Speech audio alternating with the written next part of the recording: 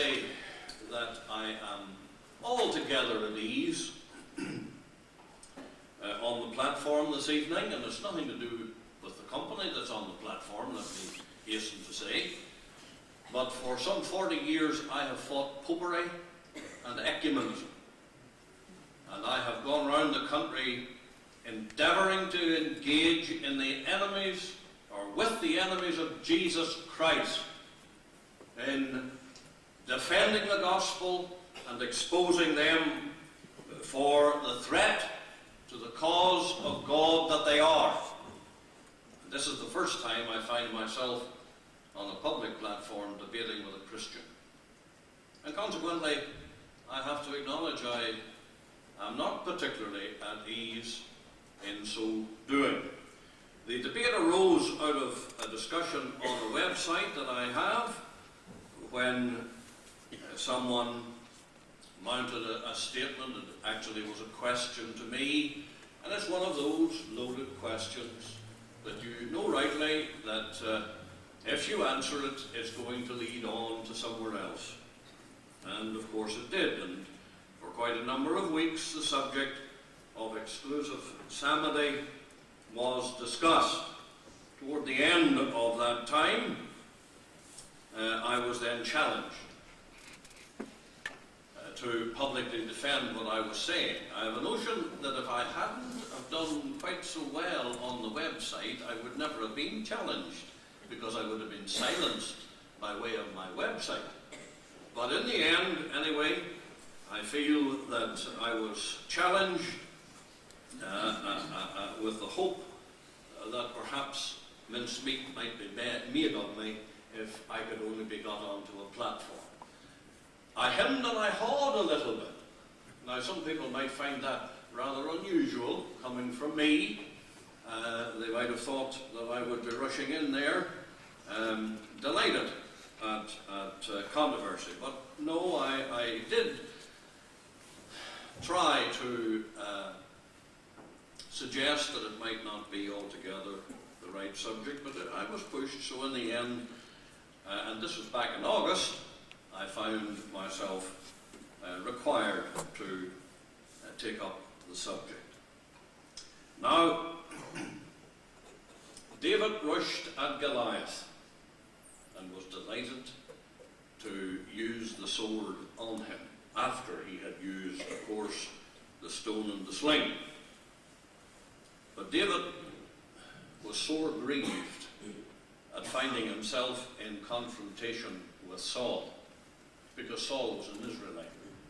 And even when he cut off a section, a part of Saul's garment, really to demonstrate that he could have done much more damage, he still was rebuked in his heart that he had done that. And David, the fighting man, found no pleasure in confronting Saul, who was a fellow Israelite. And I therefore do enter that plea tonight, and I trust that what is said will be to the honour and the glory of the Lord, and for the benefit of his people. Now, I believe in the singing of the psalms. I'm sure I'm right in saying that for a long time in our little congregation down in the wilds of Tyrone, there has never been a Sabbath, or indeed a prayer meeting, or a midweek meeting, that we have not turned to the Psalms and sung an appropriate psalm or a section of it in our worship. However, I do not believe in the exclusive singing of the Psalms. That is, I do not believe that it is required of God that we can only sing what is recorded in the 150 Psalms of David, as they are commonly called. Rather, I believe that in accordance with the regulative principle embodied in the Westminster Confession of Faith, the singing of the paraphrases, as are found in our hymnal, and hymns the words and doctrines of which are based upon the Word of God, along with the Psalms of David, is God's rule for his people today. This evening I wish to show you that the case for exclusive psalmody has not the support that invariably people are required to believe that it has by the exponents of exclusive psalmody. I have read many items of literature of late on this subject, and I think that a vast majority of them, within a paragraph or two, were speaking of the Reformers and suggesting to me that they supported exclusive psalmody. Now, I do not believe that that is true. I do not believe that that is true. I noticed tonight there wasn't a mention of John Calvin. I wonder why. Well, we'll tell you in a moment or two.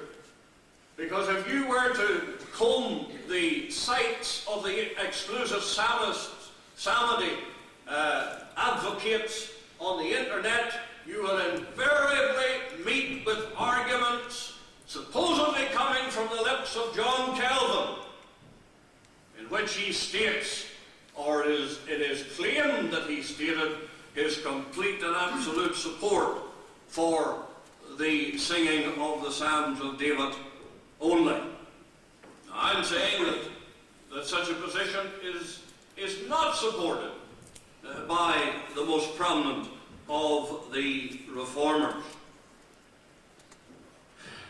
It would be readily understood by everyone here that any cause which has a falsehood or an exaggeration as one of its main foundations is not a safe structure, and is certainly not of God. In 1 John chapter 2 and verse 21 we read, "If I have not written unto you because ye know not the truth, but because you know it, and that no lie is of the truth." God does not employ falsehood, exaggeration, or any deviation whatsoever from its truth, from that which is true, in order to advance or uphold his cause. I think that if something that is false is employed in the general advancing of a view, then the use of that falsehood reflects upon everything else that is within that argument. The other arguments that are employed cannot be of the quality perhaps it is suggested they are, if a falsehood is needed to strengthen them and to give edge to them. What I believe concerning the nature and content of the praise that we are to offer to God is based indeed upon the words that have already been referred to, Ephesians chapter 5 and the verse 19 and Colossians 3:16. They are key verses. They are indeed key verses. Here is God speaking to you and to me tonight on what it is we are to sing if we would worship him in accordance with his will. I repeat Ephesians 5:19. Speaking to yourselves in psalms and hymns and spiritual songs, singing and making melody in your heart to the Lord. Colossians 3:16. Let the word of Christ dwell in you richly in all wisdom, teaching